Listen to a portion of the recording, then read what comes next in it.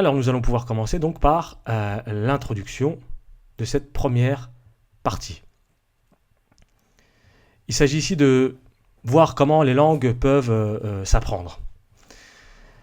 C'est d'autant plus important pour vous qui cherchez à apprendre la langue arabe, qui n'est pas nécessairement une langue native pour vous, sinon vous ne seriez pas là, et nous ne serions pas là ensemble.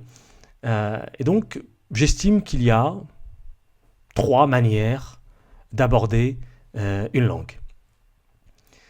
La première d'entre elles est la langue maternelle.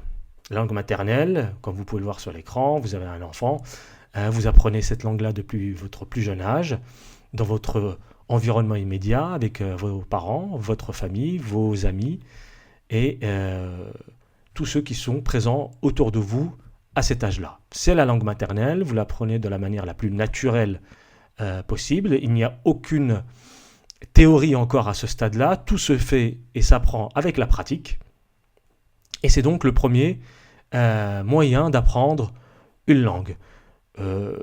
J'imagine que votre langue maternelle est le français, comme elle l'est pour moi, et nous avons appris une bonne partie du français à notre jeune âge, avant même d'arriver à l'école. L'autre manière de pouvoir apprendre une langue, la deuxième, est l'apprentissage scolaire. L'apprentissage scolaire, toujours dans la continuité de l'apprentissage, d'une langue maternelle, apporte un nouvel élément, un élément plus théorique. Vous avez quelques bribes, de la langue maternelle que vous avez commencé à apprendre depuis que vous êtes plus ou moins né. Et ensuite, vous entrez à l'école. L'objectif de l'école est de standardiser, de normer votre langue maternelle a priori, si c'est bien la même. Donc vous avez appris une bonne partie du français avant d'arriver à l'école, partant du principe que c'est à partir de l'école primaire, sans parler de la maternelle. Et à ce moment-là, on va vous apprendre la langue française dans sa norme standardisée que tout le monde doit maîtriser. L'objectif est double en réalité.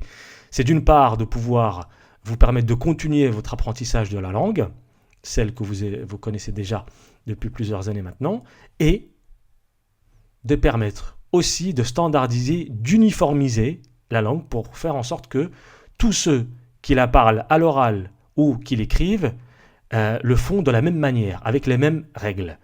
D'où l'intérêt, d'où le fait aussi que vous appreniez beaucoup de règles de grammaire. Dans un premier temps, vous apprenez à lire, à compter, à écrire, etc., selon certaines règles bien précises et qui sont valables partout où le français est enseigné.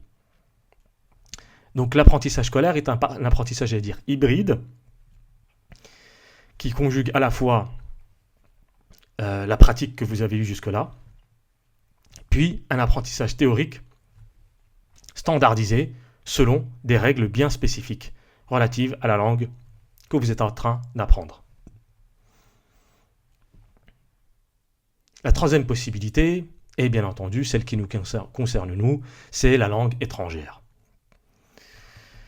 Là aussi, vous avez même 2 possibilités pour les langues étrangères.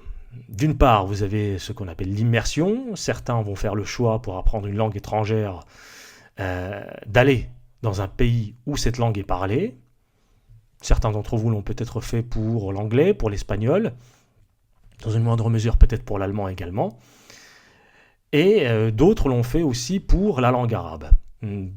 Beaucoup de pays arabes sont connus pour accueillir des élèves, des étudiants venus du monde entier, notamment des pays occidentaux, compte tenu des moyens qu'ont les voyageurs de ces pays-là, s'installent pendant une certaine durée, plusieurs mois, 1 an, 2 ans, voire plus, pour tenter d'apprendre la langue étrangère qui les intéresse, parce qu'ils cherchent une immersion.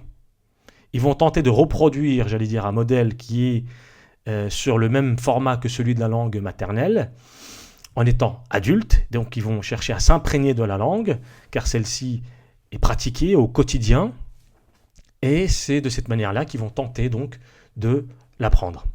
La deuxième possibilité pour l'apprentissage de la langue étrangère est celle que nous allons mettre en œuvre, à savoir un apprentissage hors pays étrangers donc qui pratiquent la langue, comme en France par exemple, avec quelque chose qui s'apparente plutôt à l'apprentissage scolaire, à la méthode de l'apprentissage scolaire, la deuxième ici.